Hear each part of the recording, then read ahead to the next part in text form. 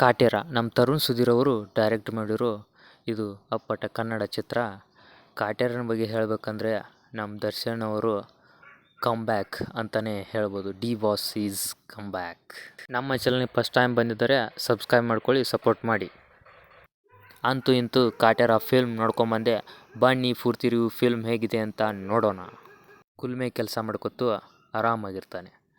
ಆದರೆ ಅಲ್ಲಿ ಬರೋ ರೈತರ ಸಮಸ್ಯೆಯಿಂದಾಗಲಿ, ಆ ಜಮೀನ್ದಾರು ರೈತರ ಮೇಲೆ ನಡೆಸಿರೋ ದರ್ಬಾರಾಗಲಿ, ಅವ್ರ ಫ್ಯಾಮಿಲಿ ವಿಷಯಕ್ಕೆ ಮಾರ ಬಂದಿರೋ ರೀತಿ ಆಗಲಿ, ದರ್ಶನ್ ಅವರು ಅದರಲ್ಲಿ ಒಂದು ಪಾಲ್ಗಾರನಾಗಬೇಕಾಗತ್ತೆ. ಅದೇ ರೀತಿ ಚಿತ್ರಕಥೆಯು ಸಾಗುತ್ತೆ. ಫಸ್ಟ್ ಹಾಫ್ ನನಗೆ ಸಖತ್ ಇಷ್ಟ ಆಯಿತು. ಫಸ್ಟ್ ಹಾಫ್ ಏನೇನಂತ ಹೇಳಬೇಕಂದ್ರೆ, ಫಸ್ಟ್ ಹಾಫ್ ಏನು ಸ್ಟೋರಿ ಸ್ಲೋನು ಅನಿಸ್ಲಿಲ್ಲ, ಫಾಸ್ಟು ಅನಿಸ್ಲಿಲ್ಲ. ಒಟ್ಟು ಎಲ್ಲ ಕ್ಯಾರೆಕ್ಟರ್ಸ್ ಇಂಟ್ರ್ಯೂ ಆಗಿರ್ಬೋದು, ನಮ್ಗೆ ಮಸ್ತ್ ಥ್ರಿಲ್ ಕೊಡ್ತು ಅಂತ ಹೇಳ್ಬೋದು. ಅದು ದರ್ಶನ್ ಅವರ ಓಲ್ಡ್ ಕ್ಯಾರೆಕ್ಟರ್ ಬಂದು ಅದು ಬೇರೆ ಯಾರೂ ಅಲ್ಲ, ದರ್ಶನ್ ಅವರೇ ಅಂತ ಹೇಳ್ಬೋದು. ದರ್ಶನ್ ಅವರು ಜೈಲಿಗೆ ಹೋಗಿರ್ತಾರೆ. ಭಾಳ ವರ್ಷ ಆದಮೇಲೆ ಮತ್ತು ಊರಿಗೆ ಕರ್ಕೊಂಡು ಬರ್ತಾರಲ್ವ, ಅಲ್ಲಿದೆ ಗುರು ಥ್ರಿಲ್ಲು. ಆ್ಯಕ್ಷನ್ ಬಗ್ಗೆ ಹೇಳಬೇಕಂದ್ರೆ ತುಂಬಾ ಆ್ಯಕ್ಷನ್ ಇದ್ರೂ ಕೂಡ ಅಂತ ವರ್ಕ್ ಆಗಿದೆ. ಆದರೆ ಈ story base action full work ಆಗಿದೆ ಅಂತ ಹೇಳ್ಬೋದು. ಮತ್ತು ಇಲ್ಲಿ ಬೇರೆ ಊರಿಗೆ ಹೋಗಿ ಹುಲಿಮಾರಿ ತರಬೇಕಾಗಿರುತ್ತೆ.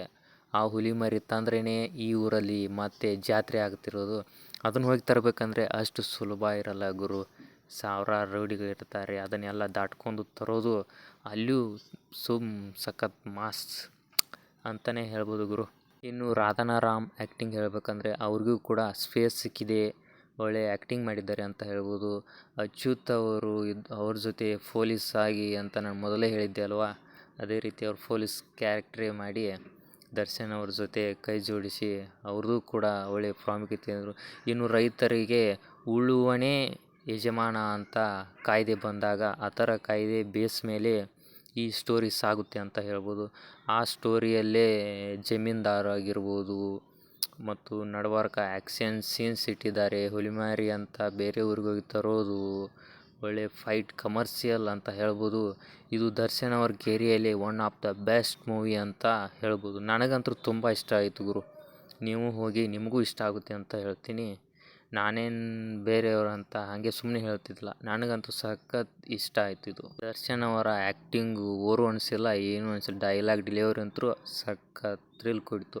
ಈ ಸೀನಲ್ಲಿ ನೀವು ನೋಡ್ಬೋದು, ದರ್ಶನ್ ಅವರು ಈ ಫೈಟಿಂಗ್ಲೇ ಸಖತ್ ಮಜಾ ಇದೆ ಗುರು. ಆ ಸಾವಿರಾರು ರೌಡಿಗಳ್ನು ದರ್ಶನ್ ಅವರೇ ಇಲ್ಲಿ ಕೊಚ್ಚಿ ಮುಚ್ಚಿರ್ತಾರೆ ಅಂತ ಹೇಳ್ಬೋದು. ಅದು ಯಾಕೆ ಮುಚ್ಚರು, ಎದಕ್ಕಾಗಿ ದರ್ಶನ್ ಅವರು ಅಷ್ಟು ಜನರನ್ನ ಕೊಂದರು ಅಂತ ನೀವು ಫಿಲ್ಮ್ನಲ್ಲಿ ಹೋಗಿ ನೋಡಿ ಅಂತ ಹೇಳಬಲ್ಲಿ.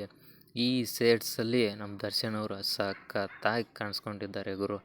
ಅಂತೂ ಇಂತೂ ನನಗಂತೂ ಕಾಟೇರ ಸಖತ್ ಇಷ್ಟ ಆಯಿತು. ಆ ಡೈಲಾಗ್ಸು, ಫೈಟ್ಸು, ಸಾಂಗ್ಸು, ಆ ಬಿ ಜಿ ಎಮ್ಮು ಸಖತ್ ಮಜಾ ಕೊಡ್ತು. ಹಾಗೆ ನಮ್ಮ ಚಾನಲ್ ಪ್ಲೀಸ್ ಸಬ್ಸ್ಕ್ರೈಬ್ ಮಾಡ್ಕೊಳ್ಳಿ.